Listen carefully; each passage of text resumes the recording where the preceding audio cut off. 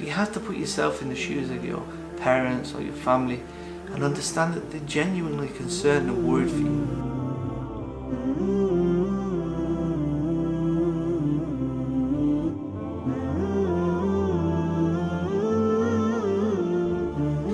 Assalamu alaikum wa rahmatullah, my name is John Fontain. Welcome back to another episode of the Islam Wise advice to new Muslims throughout the Christmas season. For this particular video, I want to touch on a few topics regarding family. Now, of course, it really depends on the individual. But just to give you one scenario, as I mentioned, when I first came to Islam, my parents didn't know I was a Muslim. So I was living in their house. I was actually afraid to tell them that I was a Muslim because I was even financially dependent on them at that particular time, because I was in a very tough situation. And I felt that if I tell my parents that they might kick me out of the house. And alhamdulillah, they didn't kick me out when they found out I was a Muslim, but they wasn't happy. They wasn't happy, and understandably they wasn't happy. And we must also understand that when our family and friends and our neighbours or whoever, when they find out that we're Muslim, that they have genuine concerns. And we must, sometimes it's easy just to say, Islam is true, why don't you become a Muslim and all this, but in reality, we have to look at it and put ourselves in their shoes, because we was once in their shoes. And many of the new Muslims were also afraid of Islam at one point, because it's understandable with today in the media, the way they make Islam to be an enemy and to be dangerous. It's understandable that people are scared of Islam. So you have to put yourself in the shoes of your parents or your family and understand that they're genuinely concerned and worried for you. So, before Christmas time, before the festive season, try and sit down with them. Explain to them, look, Mom and Dad, look, I've accepted Islam. I've not just done this, for a boyfriend or a girlfriend or for the financial whatever. I've done this out of research. I've read the Qur'an, or I've studied Islam, I've looked into Islam, and I'm accepting Islam with knowledge. And you can sit down with them and reassure them that, look, I'm not a danger, I'm not a criminal, I'm not a bad person. It's just a choice of faith that I've decided. I'm still John, I'm still whoever, but I just don't do them bad things that I used to do anymore. I don't go out to the clubs, I don't drink alcohol, I don't smoke, I don't do drugs, whatever it may be. I don't have girlfriends, I don't have boyfriends, whatever it may be. I'm still John, but I'm not the old John. I'm a better version of myself, and tell them what Islam teaches. And subhanAllah, with the run up to Christmas, they also, Jesus is the focal point around the Christmas period. You can explain to them, that Jesus is also a respected prophet in Islam. And he told us to actually, be nice and caring and loving to our parents, to be good and just, and explain to them that, look, we love Jesus, peace be upon him, but we don't celebrate Christmas. And, most people will respect your wishes. They might not necessarily like it. They might, wish that you was there. They might still invite you to the house. But then, you have to look at what you're going to do. Now, of course, there's many different situations. And, Sheikh Abdul Rahim McCarthy, he's going to go into a lot more detail on the ins and outs of the details of the fiqh. But I'm just giving general advice on some of the issues. Now,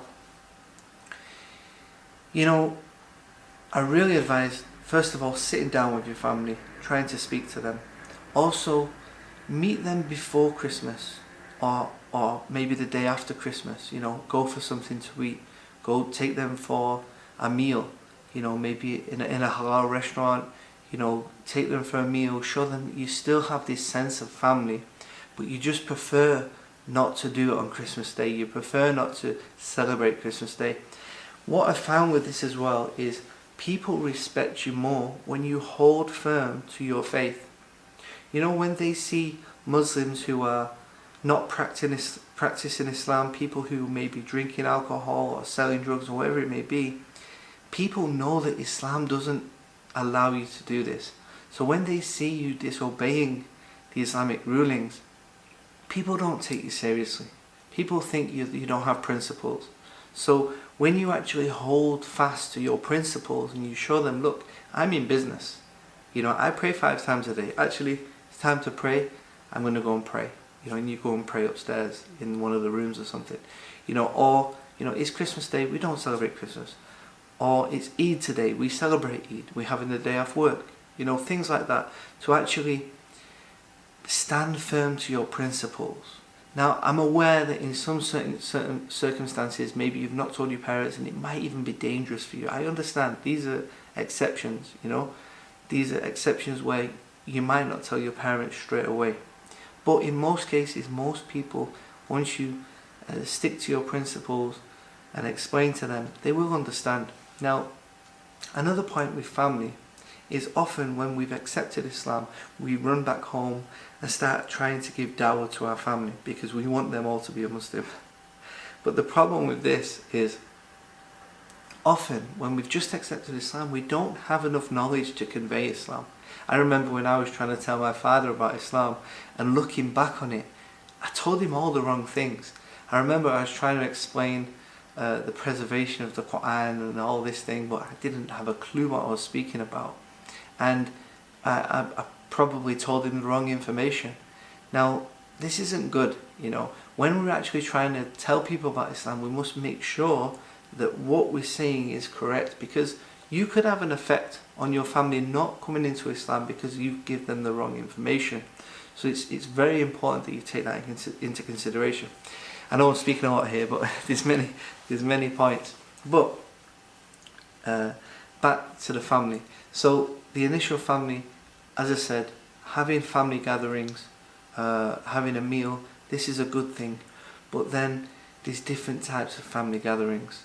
As I said, gathering specifically on Christmas Day, this is not something that we do in Islam.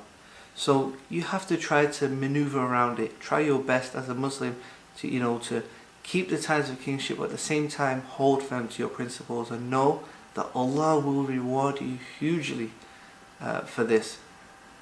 The other point is that sometimes throughout the Christmas period, not necessarily Christmas Day, but through the whole period, these family gatherings. Now, family gatherings are fine, but often family gatherings come with music and alcohol, and in some cases even drugs.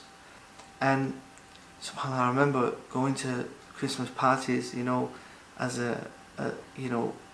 before I was Muslim, and you see children running around, these alcohol, these drugs, these parties.